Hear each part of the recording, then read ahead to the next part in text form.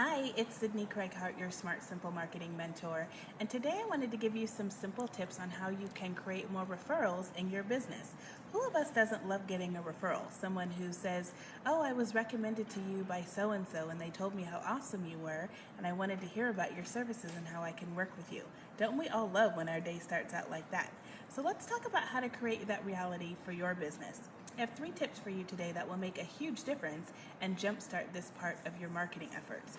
But before I do, I really want to share with you why this is such a powerful way to market your business. When you focus on referral marketing, you actually save time, you save money because you don't have to spend as much putting marketing materials and such out there, and you actually fill your practice more easily with ideal clients. And isn't that the goal?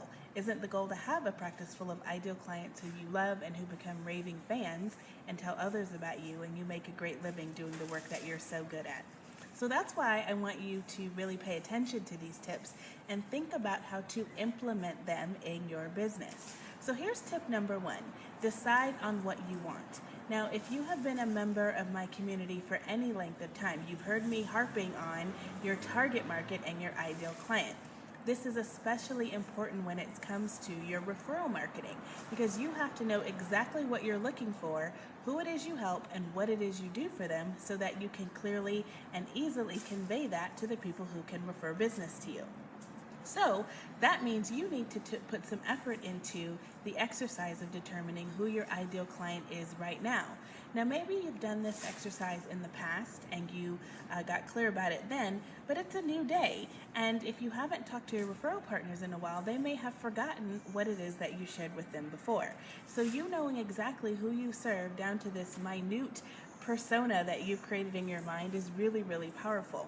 And you need to know who that person is, what their lifestyle is like, what their profession is, and most importantly, you need to know what their struggles are and what their desires are. And you want to be able to easily connect that with what it is that you do.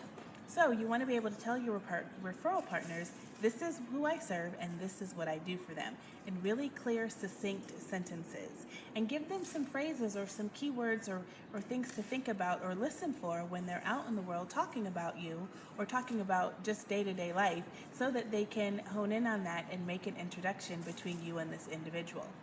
Now, tip number 2 is to time it right. So when you're thinking about approaching your referral partners, make sure you have good timing in mind. You don't just want to randomly and ambiguously pop up out of the bushes and ask for a referral. This is why keeping in touch with them is so important. You really want to develop these relationships and just focus on a few key people. You're not going to probably have 35 referral partners, but if you have 4 or 5 who know you really well, who know you and like you and trust you, and are crystal clear about what it is you do and who it is you serve, then you can develop those relationships and stay in touch with them and time your requests for referrals correctly.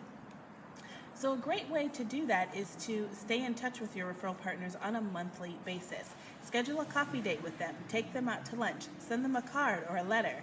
Make sure that they know what's new with you and what you're up to and how it is that they can best make introductions for you. When it comes to your clients who are one of your best sources of referrals, make sure you take advantage of the times that they commend you on the job well done, when they thank you for the work that you've done and talk about the great results that they have enjoyed as a result of your work.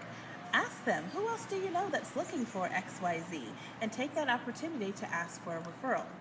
And tip number 3 is to be proactive about asking for referrals. I know that might be a challenge for you. I know it might seem scary and you don't want to come across as desperate or needy, but that's not what people are going to think of you when you ask for referrals correctly. So don't be shy about it. Just in your day-to-day conversations with folks, you can mention, what's new in your business, and they'll often ask you questions, and that can lead you right to the place of saying, what I'm really looking for right now is this. And you can explain who your ideal client is and what it is that you're looking for. So don't be shy about asking. You can do this in a really gracious way and also offer to reciprocate and find out what the other person that you're speaking with is looking for so that you can be of assistance to them as well. So the goal of today's video is to teach you how to jumpstart your referral marketing. I know you're great at what you do. I know you're already successful. I know that you love it, and I know that you'd like to have more referrals. And if you implement these 3 simple steps, I guarantee you will increase the percentage of referrals you attract to your business, you'll increase your profits, you'll have more fun, and really, that's what success in business is all about. Give it a try and make sure you stop back by and let me know how you made out. I'd love to hear your success story and do the happy dance with you. I'll see you soon. Bye.